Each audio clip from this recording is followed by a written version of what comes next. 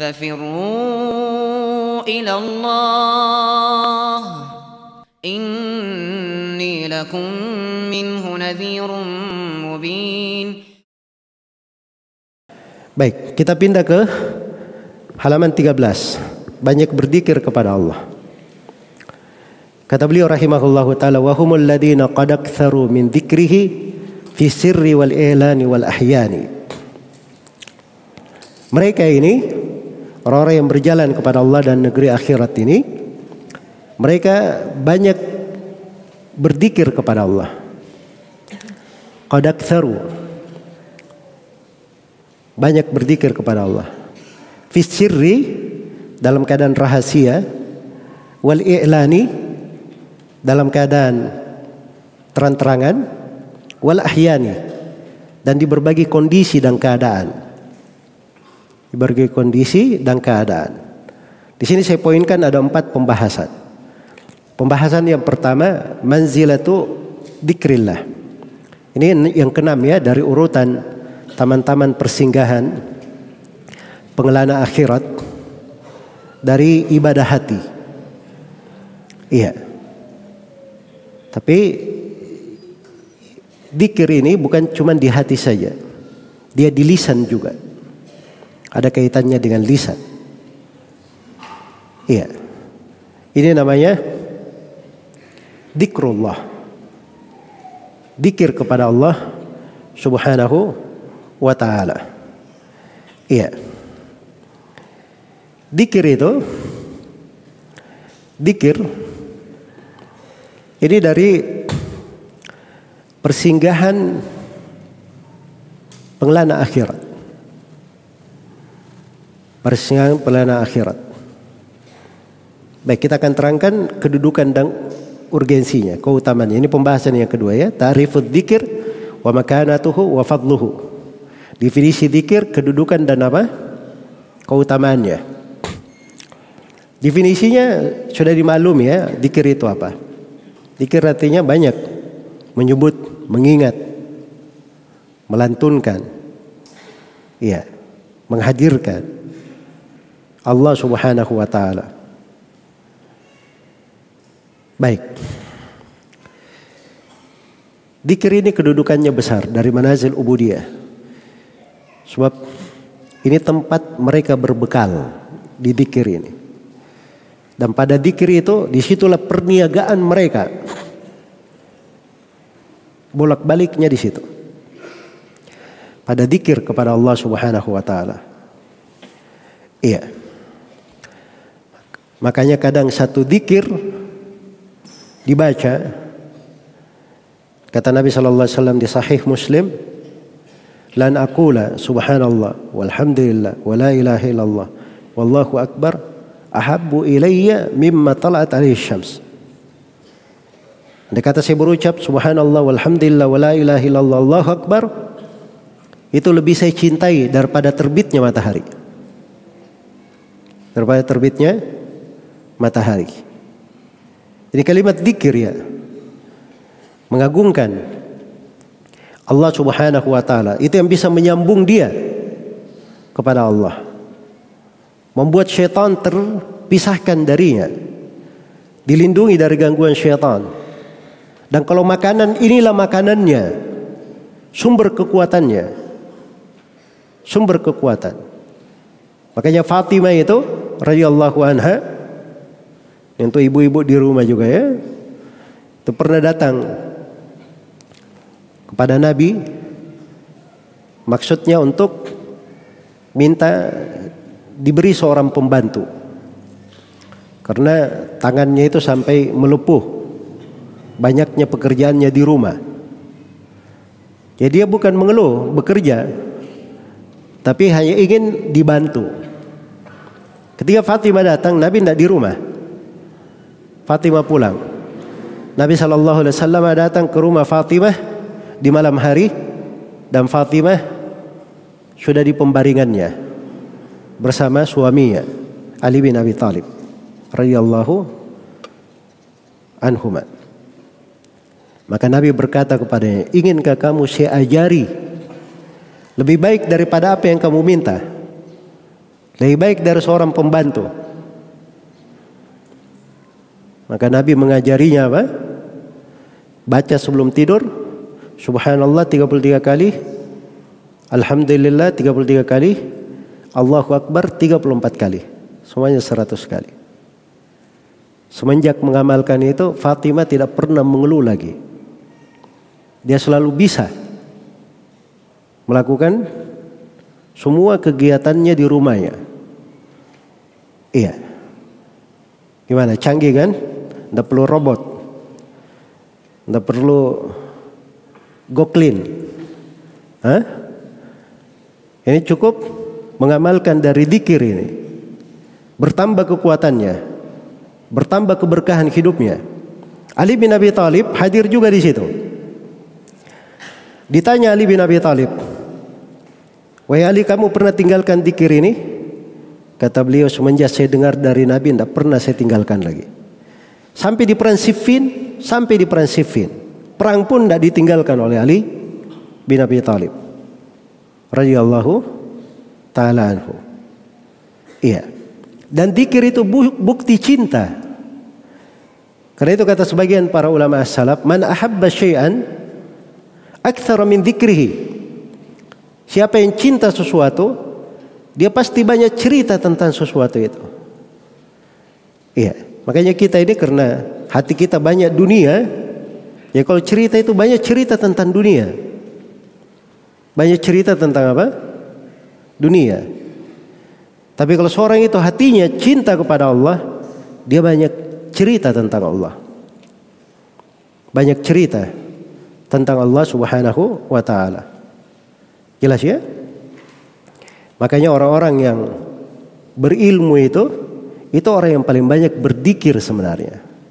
Sebab mereka bercerita tentang Allah. Itu juga dari keutamaan ilmu. Dan orang yang menuntut ilmu itu orang yang paling banyak berzikir kepada Allah. Sebab dia baca ayat-ayat Al-Quran, hadits Rasulullah, dia ulangi ilmu. Dan itu semuanya hal-hal yang menyambung kepada Allah Subhanahu wa ta'ala. Iya. Dzikir ini adalah hal yang menyebabkan tertolaknya musibah dan malapetaka. Hal yang menyebabkan seorang dihindarkan dari penyakit. Dzikir ini adalah hal yang menyejukkan jiwa, menenteramkan hati, menerangi dada. Dzikir ini adalah obat untuk penyakit, pintu Allah yang terbesar. Diglobalkan, kalau kita ingin bahas keutamaan dzikir, cukup kita bahasakan dzikir di dalam Al-Quran dari 10 sudut. Dari 10 sudut keutamaan di dalam Al-Quran. Yang pertama, di dalam Al-Quran itu Allah beri perintah mutlak. Perintah mutlak dan perintah muqayyad. Ada perintah mutlaknya, ada perintah muqayyadnya untuk melakukan dzikir. Allah Subhanahu wa taala berfirman, "Ya ayyuhalladzina amanu dzkurullaha dzikran katsira."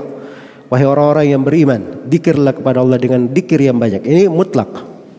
Wasabbihuhu bukratan wa asila, dan bertasbihlah kepada Allah pagi dan petang. Ini terikat pada waktu pagi dan petang. Wadhkur rabbaka fi nafsika tadarru'a wa khifah. Dzikirlah engkau kepada Rabbmu pada dirimu sendiri dengan penuh harapan atau penuh keinginan supaya dikabulkan, dan khifah dengan suara yang lirih. Dengan suara yang lirih. Kemudian di dalam Al-Quran dari keutamaan dzikir, Allah larang dari kebalikan dzikir. Allah melarang untuk lalai. Dan Allah Subhanahu wa taala melarang lupa kepada Allah. Allah berfirman, "Wala takun minal ghafilin." Jangan kamu termasuk orang yang lalai. Dan Allah berfirman, "Wala takunu kalladzina nasullaha fa ansahum anfusahum." Jangan kalian seperti orang yang lupa kepada Allah, maka Allah membuat dia lupa akan kebaikan dirinya sendiri. Jadi banyak hal, kadang kita itu kalau periksa, waduh kenapa saya tidak begini? Subhanallah, kenapa saya kemarin tidak begini? Padahal gampang sekali. Banyak kadang maslahat-maslahat kebaikan dari diri kita, kita luput. Itu biang keroknya sebenarnya, kita banyak lupa kepada Allah. Kurang dzikirnya.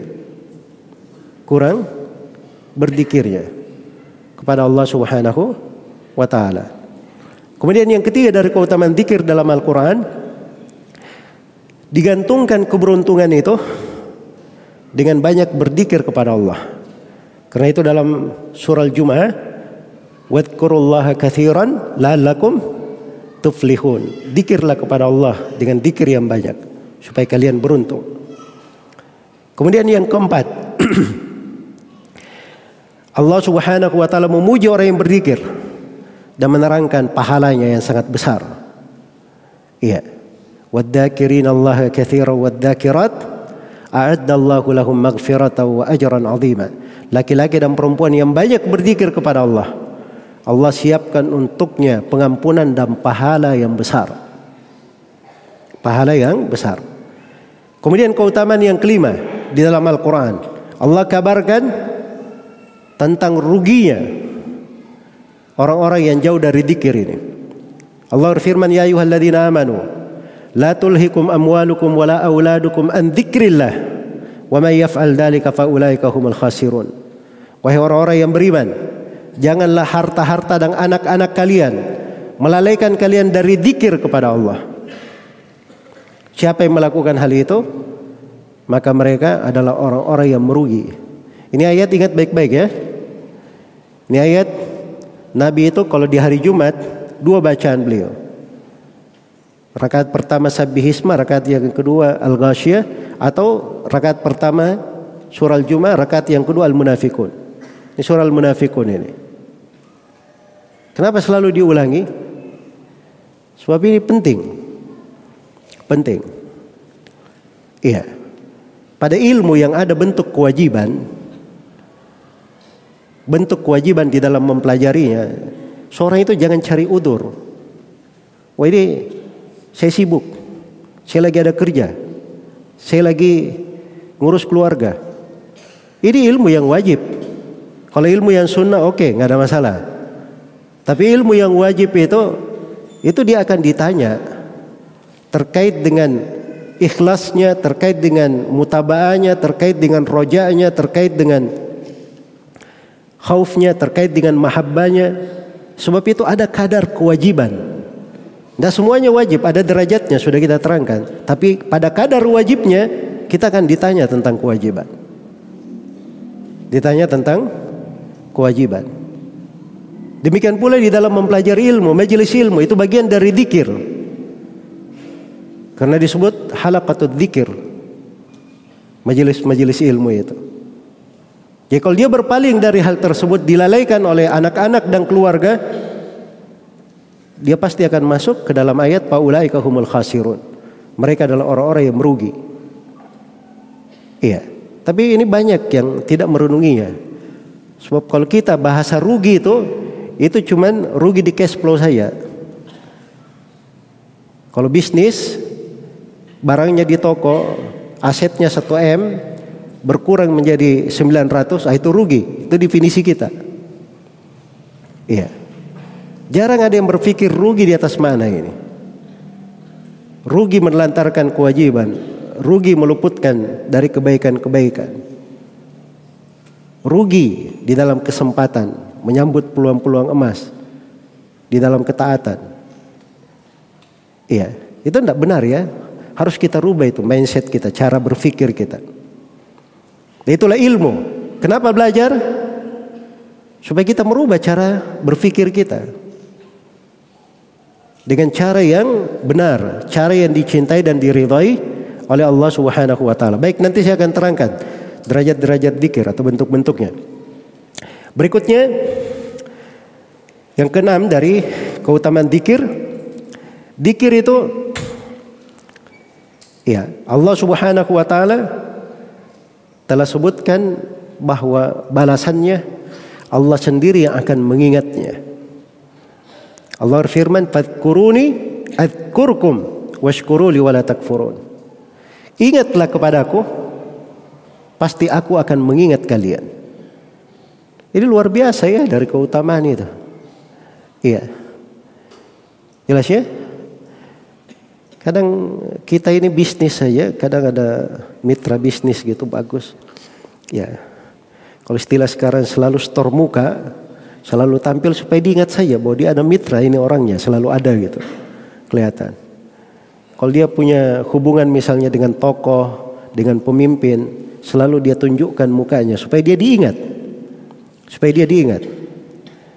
Ini kepada Allah Rabbul Alamin, yang menguasai langit dan bumi dan seluruh makhluk di bawah pengaturannya. Tapi kadang kita tidak berpikir bagaimana Allah selalu mengingat kita. Jalannya ada.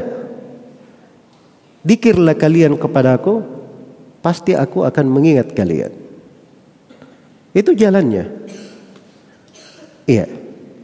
Washkuruli wala takfurun, dan bersyukurlah kepadaku. Jangan kalian kufur. Jangan kalian kufur. Iya. Jadi kalau kita hitung-hitung sebenarnya masalah-masalah kita ini pada pribadi, pada rumah tangga.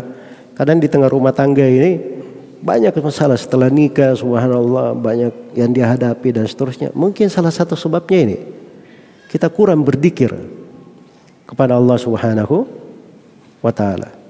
Padahal mampu kita melakukannya. Bisa kita hiasi waktu-waktu kita dengan hal tersebut. Kemudian yang ketujuh, Allah kabarkan bahwa dzikir kepadanya itu adalah hal yang paling besar. Wala dzikrullahi akbar. Sungguh dzikir kepada Allah itulah yang terbesar. Itu memang ada beberapa penafsirannya di ayat. Ya, tapi di antara maknanya dzikir kepada Allah itulah yang terbesar. Ketaatan yang paling agung, yang paling besarnya. Kemudian yang kedelapan, dijadikan dzikir itu sebagai penutup amalan, sebagaimana dia adalah kunci seluruh amalan. Iya, sebagai kunci seluruh amalan. Makanya di Ramadan itu penutupnya disuruh berzikir, walitukmilul iddata walitukabbirullah, supaya kalian bertakbir kepada Allah. Dan di musim haji dikatakan fa idza qadaitum manasikakum fadhkurullah. Apabila kalian sudah selesai dari ibadah manasik kalian, maka dzikirlah kepada Allah. Itu dijadikan penutup. Dijadikan penutup amalan.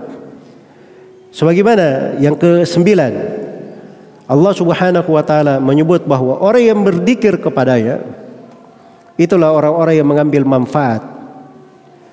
Orang-orang yang mengambil manfaat dari ayat-ayat Allah Subhanahu wa taala.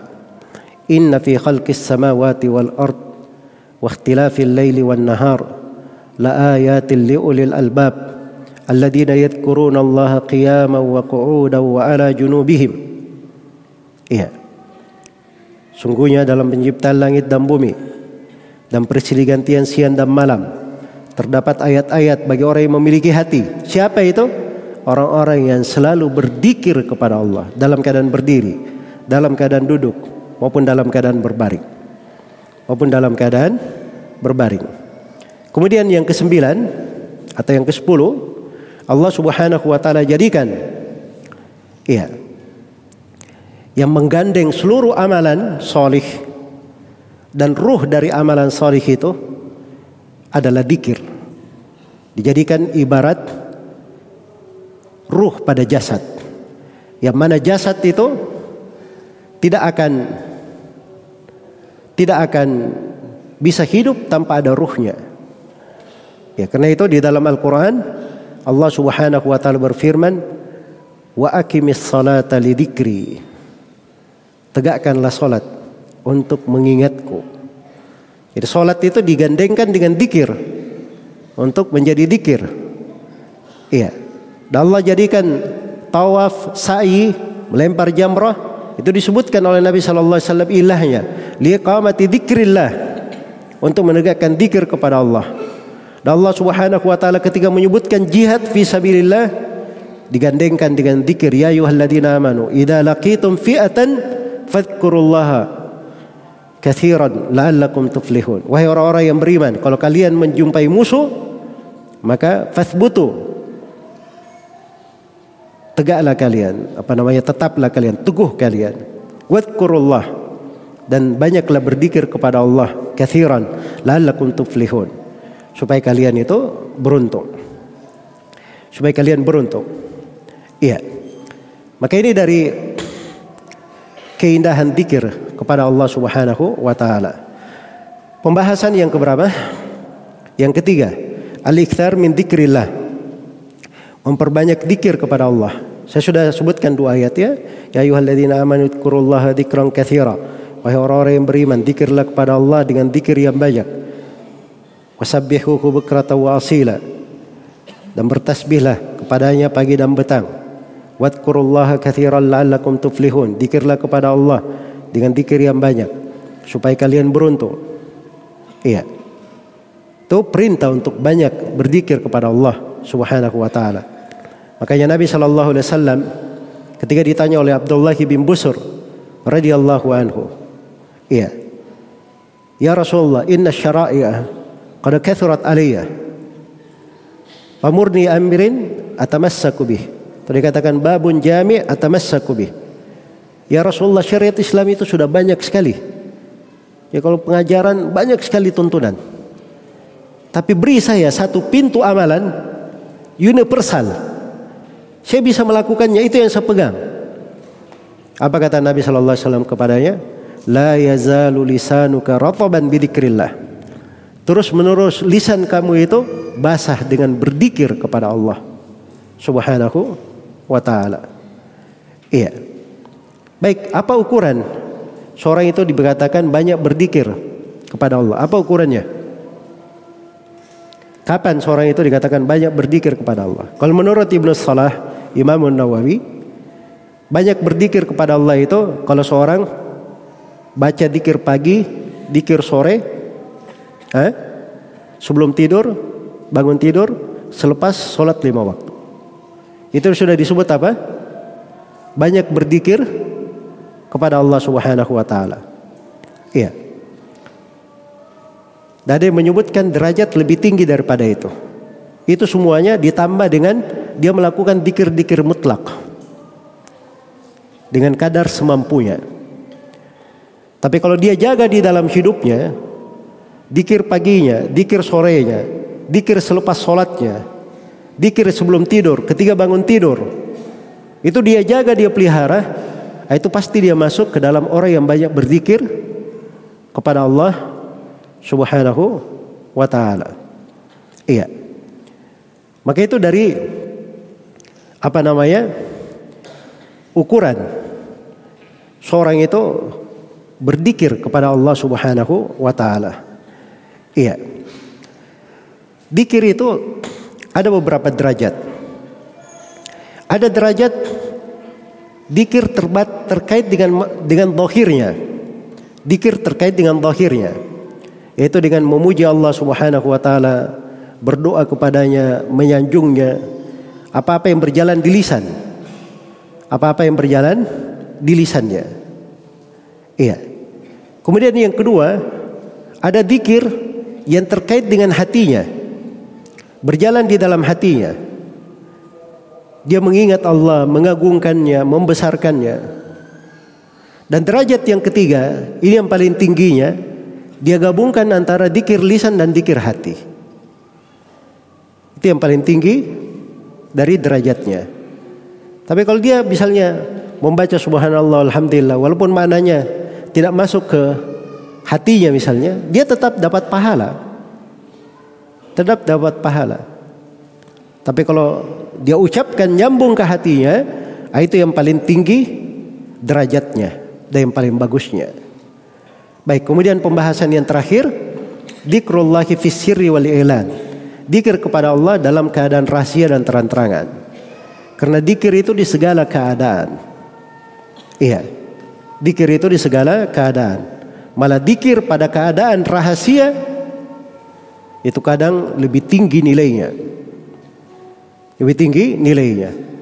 Makanya dari 7 golongan yang diteduhi di bawah teduhan arsy Allah Subhanahu wa taala, hari di mana tidak ada teduhan kecuali teduhan Allah, salah satunya adalah warajulun dzakarallaha khalian fafadat ainah.